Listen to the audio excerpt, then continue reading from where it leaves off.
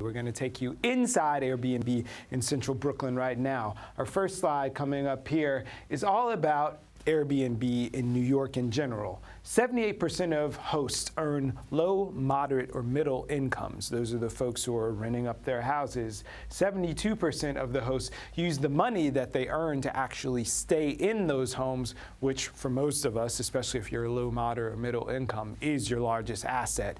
As a matter of fact, the median supplemental household income generated by those Airbnb stays is just above $5,000 for folks here in New York City as a whole.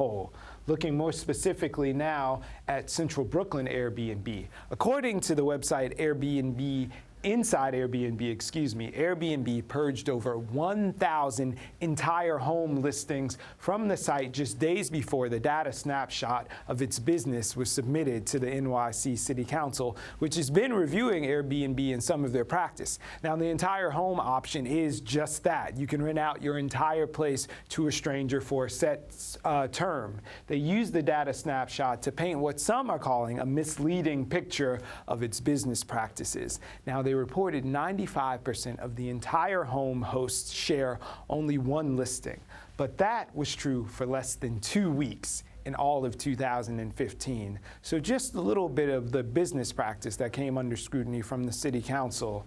We're going to just move forward a little bit and now go to Winston Griffith, who's going to continue this conversation about Airbnb and its impact on Central Brooklyn.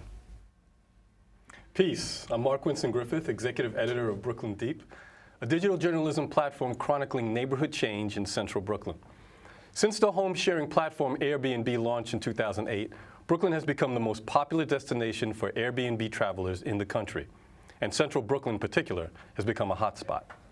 With tourists from Europe and around the country joining the cultural and demographic changes that have come to define areas like Bedford-Stuyvesant and Crown Heights, what exactly do we know about how Airbnb is affecting the housing market and way of life in central Brooklyn? Who stands to lose and who stands to gain? Joining me in the studio are two people who have been asking these same questions. Murray Cox, who is a data activist and who's been tracking and documenting the growth of Airbnb, and Veralyn Williams, Brooklyn Deep's own managing editor, who's been reporting on the home-sharing platform's impact on central Brooklyn. Thank you, and welcome to both of you. Hi. Hi, what's going on? So, Murray, why don't you set us off here? For people who don't know what Airbnb is or what home sharing means, how does it all work? So Airbnb is a web platform that allows people to list their apartments or rooms for tourists from around the world to come and visit. And what's the issue with it? You know, because we've been hearing a lot about like what's illegal and legal. So what's kosher in the way of home sharing and what's not? Well, so I think the issue is that apartments and rooms are homes for many people, so for most people in New York. And so many people are using Airbnb to convert homes or rooms that would have previously been rented out to residents of New York City to tourists. So I think that's the concerns that I have with. But what does the law say? What's allowable and what's not? Well, there's a New York State law that says that if the primary resident is not present in the apartment, you can't rent out that apartment for less than 30 days at a time. So that only applies to three-family homes or apartment buildings that have more than 3 dwellings. So most apartment buildings in New York City. So what we're finding with, as of February, there's about 21,000 of these entire homes being listed, potentially many of them illegal. So in fact, the Attorney General of New York State back in 2014 found that 72% of listings on Airbnb were illegal because of this, the state law and other laws. Gotcha, thank you. So Veralyn, we know that Brooklyn Deep has been doing a lot of reporting on this, right? Why is this an issue? Why do people care whether it's illegal or not? What's going on in central Brooklyn?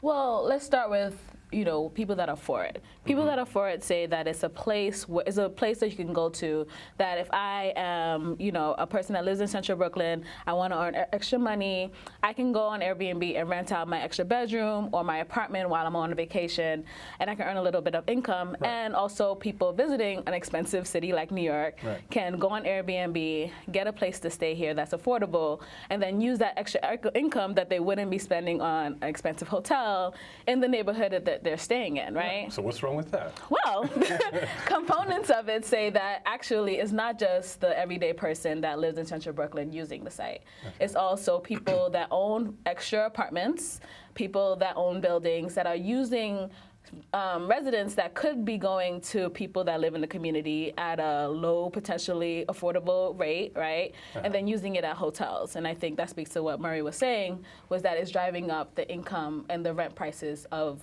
Crown Heights and Bed-Stuy. And do we know that, definitively? That do we have any evidence that it's actually sending up prices, changing the market? In the housing market in Well, there's Central been some studies. A journalist from The Real Deal, New York, found that there was a tax that was being applied to all neighborhoods that had Airbnb in them. And in some particular neighborhoods, the tax was about $80 a month. And so you might not think that's a lot. I think what's more important about the impact on housing is the number of units and apartments that are being removed from the housing market. So in places like Central Brooklyn, it's undergoing rapid gentrification and displacement. Those apartments represent a resident of New York City that's being displaced somewhere else. So Murray, looking at the numbers then, how many people, do you have an idea, are like those folks who's like, hey, I'm in Miami for 2 weeks, I have my house sitting empty, I can make some extra cash, versus people who are bad actors, who have apartments that are off the market for folks who live here who need somewhere to live? Well, I have some statistics, and these are Airbnb's own statistics that they released in December. Yeah. So BuzzFeed did an analysis of that question, and they found that zip code 11233, which is Stuyvesant Heights. Where Brooklyn Deep is located. Right, exactly. And that's the zip code in which I live, in Bedford-Stuyvesant. They found that the median income for Airbnb hosts in that neighborhood was more than $15,000 a month, and that they were being rented for more than 120 nights per year. So when you think of medians, half of the people are doing more than that, right. Half are lower. So I think 120 nights a year, for me, that's more than 3 or 4 months straight that these apartments are being rented out. So I would say, on the balance, at least in Bedford-Stuyvesant, that the majority of people are renting it out long-term or permanently. Right. And that's, I think, what the issue is, especially for a place like Central Brooklyn. Okay. So, Veralyn, bring this a little bit further home for us, right? So, any of us who live in Central Brooklyn know we walk down the street and you see a white couple with a suitcase coming down the street. Exactly, entire that wall families. of folks coming at it. Exactly. And so in a place like Central Brooklyn, it becomes a little bit obvious, right? So I know we've been doing some reporting. And you've been talking to people in Central Brooklyn who are both pro and con. What are some of the most compelling things you've heard on either side? Yeah, to the question that Brian asked about, is it driving up the market? Anecdotally, we spoke to Greg Todd, who is a real estate agent, and he said that he had a friend that wanted him to market her apartment. It was at a rate that he couldn't find anyone for this apartment.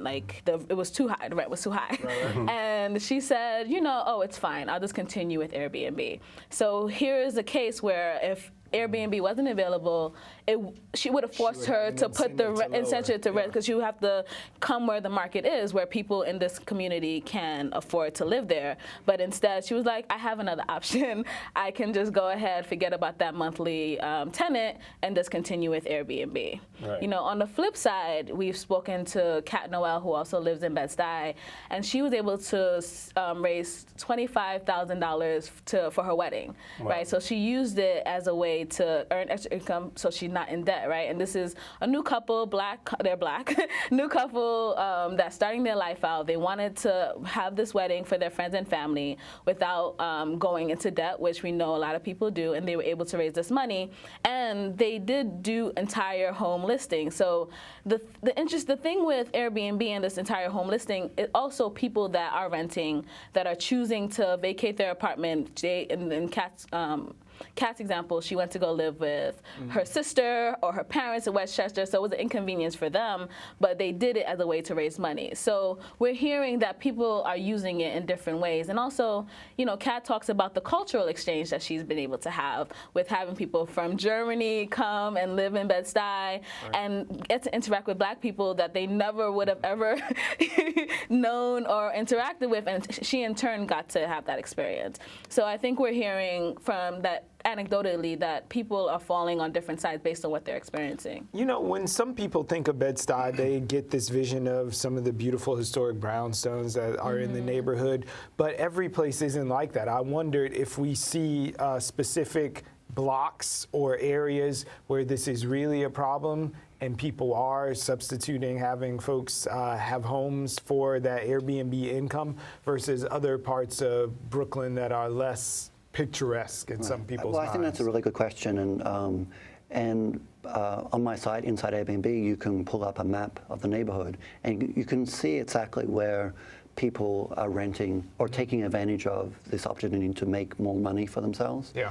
And I think what you said is exactly right. So we see some points here. So the areas of the neighborhood that are more desirable, that have better housing stock, the same places that people want to live, and probably higher prices, they're the same places where people want to stay. Right. So, for example, you noticed in the map that closer to Ocean Hill, East New York, there's not that many. In northern Bed-Stuy, where there's public housing, there's no Airbnbs, and so I think this speaks to who's able to make money.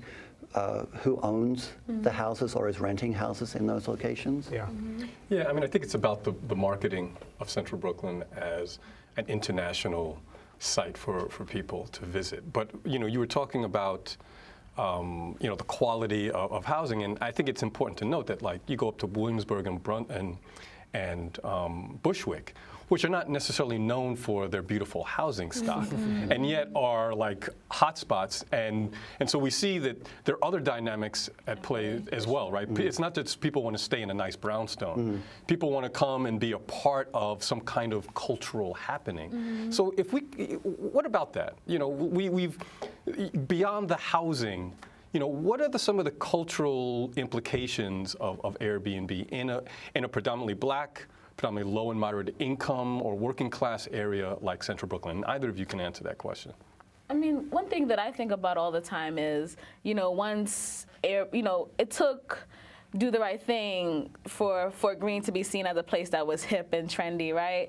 And so I'm always just wondering, like, once they come, Do the Right Thing was in Bed-Stuy, but that's okay. Kirkland. No, was it Kirkland?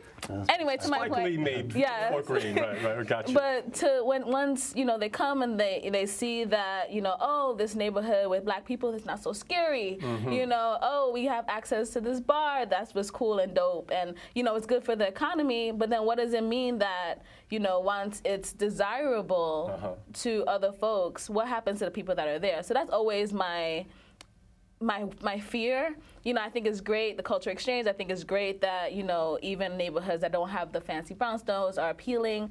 But once people realize that secret, does that mean that I live in Crown Heights? Does that mean that I can't live there anymore? And I think that's my worry. Yeah, well, I think that cultural exchange with people overseas or traveling yourself is important. But what's the cost? Is it the cost of not having a neighbor because your neighbor has decided to rent the property on Airbnb? So where's the cultural exchange that is happening in the neighborhood and the residents? Also, Airbnb, there's a culture of deceit and secrecy about Airbnb. People don't tell their landlords or their neighbors that they're even using it. And so what does that say about the culture that's developing within the neighborhood? And these neighborhoods in Central Brooklyn are well known for for people that will say hello to you on the street.